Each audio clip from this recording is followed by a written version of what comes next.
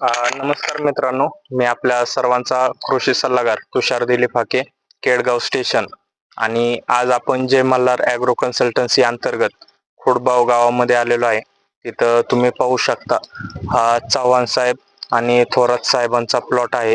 त्याचबरोबर त्यांच्या शेजारी देखील एक प्लॉट आहे.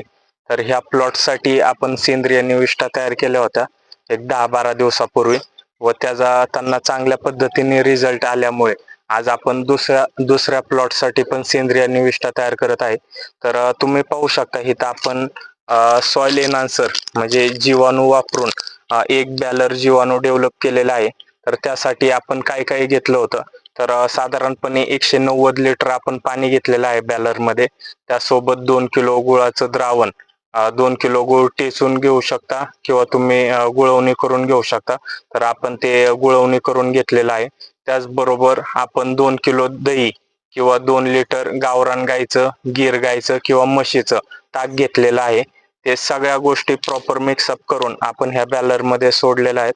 तुम्ही पाहू शकता इथं कशा पद्धतीने हे जे वरती तवंग आलेला आहे, थोडक्यात तो दह्याचा आणि ताकाचं द्रावण आहे ते वरती. आणि इथं तुम्ही बॅक्टेरियल काउंट पण बघू शकता की हळूहळू पद्धतीने बुडबुड येतात. म्हणजे जे बॅक्टेरियल काउंट आहे तो हळूहळू डेव्हलप व्हायला चालू झालेला आहे. 8 ते 10 दिवसामध्ये प्रॉपर पद्धतीने सगळे बॅक्टेरिया डेव्हलप होतील आणि मग ह्याचं जे काही द्रावण होईल ते आपण आपल्या प्लॉटसाठी वापरणार आहे. तर अशाच नवनवीन सेंद्रिय निविष्ठा तयार करण्यासाठी आमचं जय मल्हार ॲग्रो कन्सल्टन्सी या यूट्यूब चॅनलला सबस्क्राईब करा व शेती रिलेटेड अपडेट मिळवा. थँक्यू.